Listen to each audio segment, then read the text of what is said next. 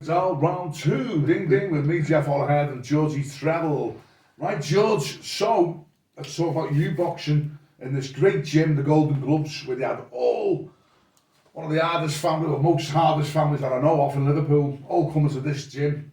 So go on from the... Yeah, we were, within the gym I had great sparring, like I'm saying, with John Ireland, the Joysons, the Ardens,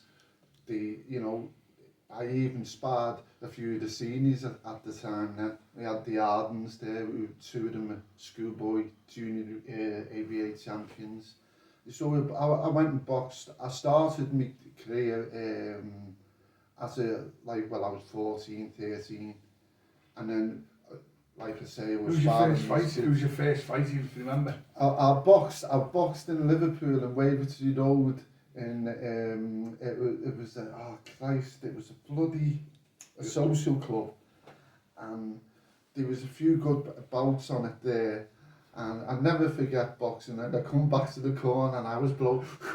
Yeah, your dad in the corner as well? My dad was always in the corner, and I was blowing, and I said to my dad, "This is Dad, what do you think it was?" Smoking, by the way, Addy. Yeah. Oh, yeah. So he started laughing and he said, you got to get that jab out. Don't forget that delay on that backhand. And of course, John was there, and they were all there watching me. Liverpool Echo was there because of what my dad achieved. Okay. So I had a great write-up in the paper, and I won my first contest. And I was made off my mood, and I come back and I couldn't sleep because I was buzzing, and I schooled him. I gave him a boxing only because I'd been sparring the best. See, so you always think, what was you're looking like, you're clever, you're not going in there losing your temper. It was always about the cleverness. Boxing, you take it as because I think what it was, if now and again you got a lot of people that rush in and with the aggression and all that. I got taught by sparring the best, and my dad, be nice and cool, relax.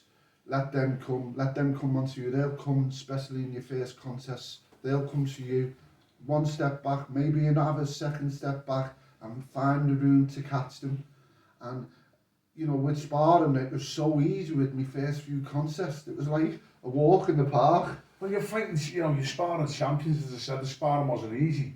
So you're it's like you're with the best. It's like you've gone into the deep end, and you're sparring champions. So when you get into the ring, it was like a spar. The fight was the spar, and the spar was the fight. I went in the championships and went in the junior AVAs at the time.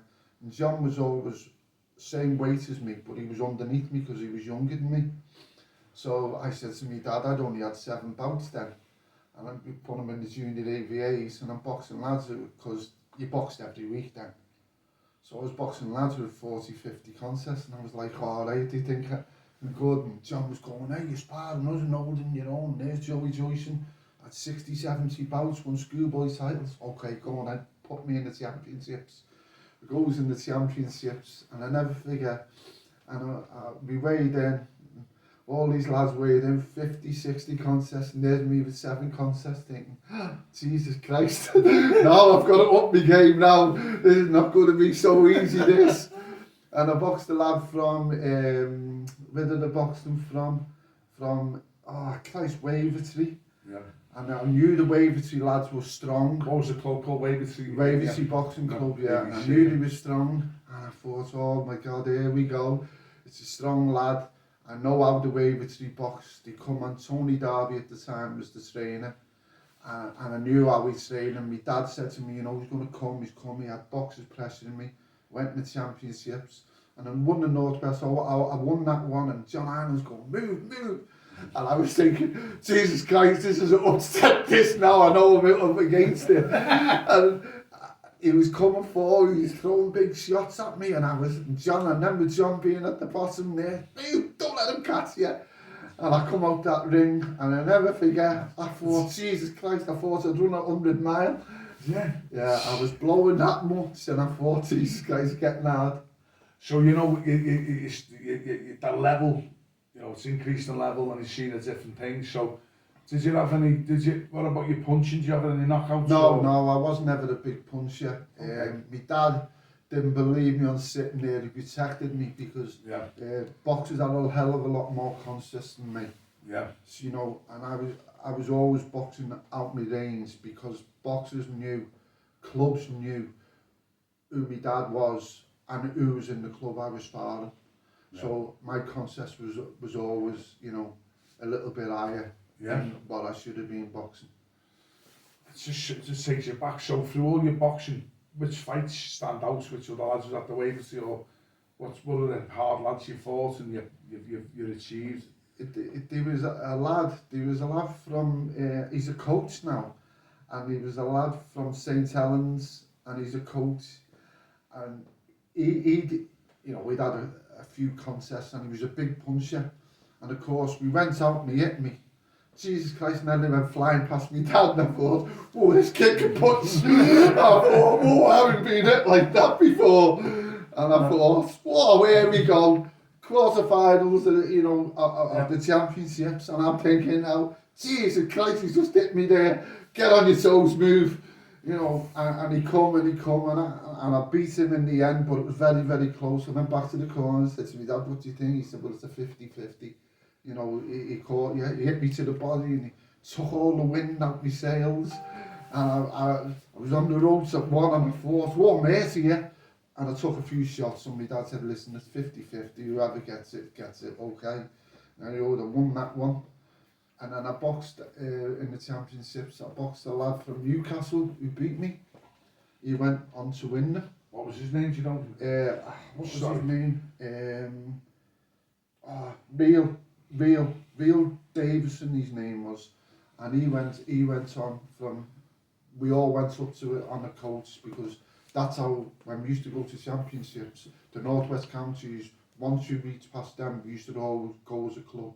Yeah. You know, as one club, as a team, yeah. As a big team, so they used to get coaches then from the Golden Gloves to all the clubs in Liverpool. All, you know, we all used to get on, and the atmosphere used to be great. Brilliant. So straight away, you got all the best from Liverpool. Going up there, Going up on the coach. Yeah, and of course I got bleeding beat. I was the only one that got beat that day. I was just going to pick your brains because obviously then everyone would travel with you, all the mums and that. No, just the coaches. Yeah, but they'll meet. Yeah, it used to be just the officials, the coaches from the Solly, you know, all the clubs, and it used to be just the boxers and two, maybe three coaches at the most going up, and we used to all travel together. And on that coach, it was a long ride back because I was the only one that got beat.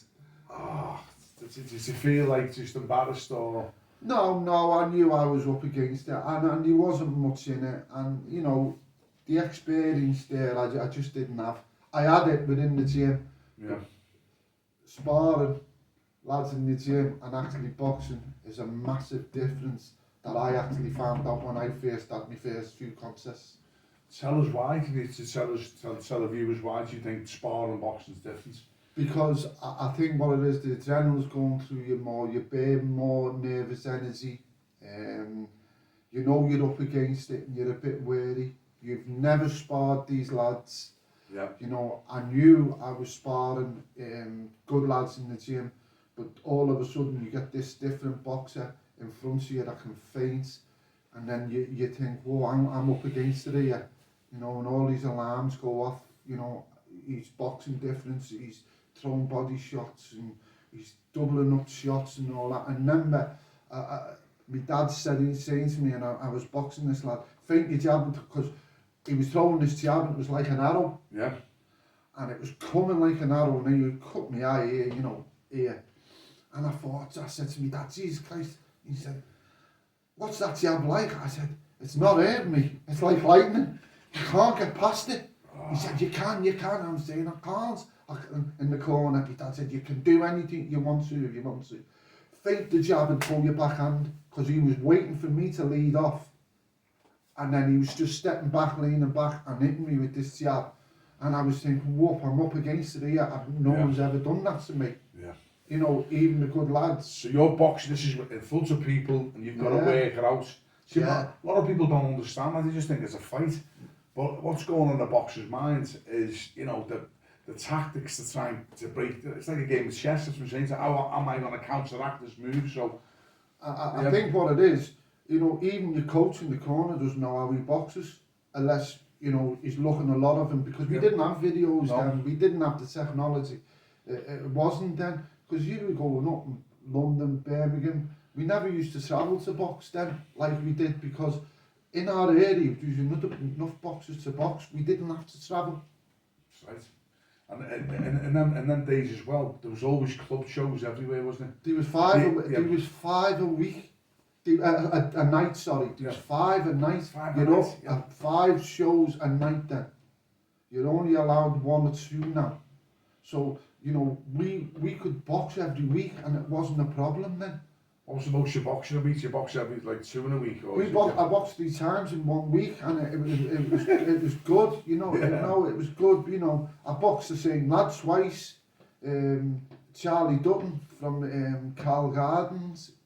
And the first time I got on my bike and I moved a lot, and he said to me, I would have beat you, but you're a chicken, you run around the ring. And I beat him. I gave him a boxing lesson, and I thought, he ain't got no punching power. I said to me dad, he's calling me a chicken. And you know, psychologically, I like this, yeah. So I thought, the second, I boxed him on the Monday, and on the Friday I boxed him again. I thought, I'd hold my ground here, he can't punch. I spar better lads than him. So I stood there and I had it with him, you know. I was the very first person I ever stood in the middle of the ring, and I thought, yeah, I'm stronger than him. I'll let him know what I'm about. I don't need to move. And he said to me, fair play, you beat me there, you roughed me up there. And I thought, yeah, that's good. You know, when he's shaking hand at the end. Yeah. And we come away. Sportsmanship, and that's brilliant. Yeah. And then I went and boxed a lad from the Rotunda. And I thought I had the beating of him. And I said to me dad, I can... That's the Smiths from Bellevue area. Yeah. And I thought, I can beat him. Yeah. He's supposed to be boxing for England. Jesus Christ. I spoke too soon. He gave me a boxing lesson. And I learned, and my dad said, I don't know. And I was going, you're protecting me. My dad rather pushed me because I was sparring the best. Or, I picked this contest, and my dad knew, hang on, Adio's not going to beat it. But he never ever told me. He let me get in there and see myself. I'll pick your contest, you won't pick them yourself. And this kid roughed me up a little bit, you know. And Tommy Bates was watching. That's me uncle, who I look up at, you know. Great career in amateur boxing, boxed for England. A lot of people wouldn't box him in Liverpool. A lot of Tommy people, Bates, yeah. even when he boxed pro, if you Googled Tommy up and what he done, I looked up at Tommy. Everyone in the South End, in Liverpool, matter of fact, all know who Tommy Bates is. We'll put some pictures up at the end, or we do like a portfolio for you. Yeah. So Tommy, well, that's what I'm saying, that the names, you looked up to him, and you've got him in your blood, so that pedigree is in your blood, isn't it? And he watched me that night, and I had my nose was flattened, bleeding nose, and I wouldn't mind he give me the best loser of the night. The best loser. I was thinking, I was just being toughed up, you give me the best loser. You got a trophy for being the best loser. Yeah, we did that. We did. And it was the best loser. And that was off my uncle as well. What were they saying now that we had the best contest? It's great them days. What about the referees? Can you remember any? What they Gordon Thompson's still about now. He's a referee. He's been a referee for a good few years. I think Gordon's one of the oldest. He's affiliated to the West Wirral, Gordon. Okay. He is the oldest coach, referee now. I got on dead well with Gordon. As a kid, when you boxed, it was you were more worried about your opponent than the bloody referee, you know. What about do you know about the always the shaders? He got robbed. You know, the judges, do you ever get robbed? Do you think they were fair? Never. Whatever I had a few close contests. Yeah. I boxed in the New Scotty. I looked at my dad and I said, do you think we won? I don't know. It was our own show. And I won. And then the second time I boxed him on his show. But then I got a little bit older then, and we got a caravan in the Wirral, because I come from the Liverpool, and that's how I come over to come over to the Wirral. And of course, we come over, and of course there was drink, and there was girls, and John Ireland was running along the beach with Tommy, and we were out, and we were drinking, and we were with girls. So I remember I boxed this kid that I beat, and we boxed him on Earth. It was his show. Yeah. And I boxed him, and I come back the corner, and we hadn't trained, and we were overweight. My dad said, "No, we've been running, Dad." We hadn't. John Ireland was running. So there was me and another lad called Fran Arden, who boxed for my dad, who was a national champion. And two of us went out, and we were drinking, and we were with girls. Before you know it, we come back the corner, and I was blowing. And my dad says to me, "What's that wrong?" I know what's that wrong, you never trained. Me and Vinny got beaten. Vinny was a schoolboy champion, and John won.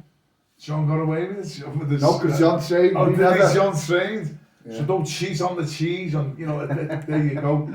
Okay then, stand by for part 3 when Georgie becomes a coach. Take it easy. Yeah. Brilliant, mate. That's fun.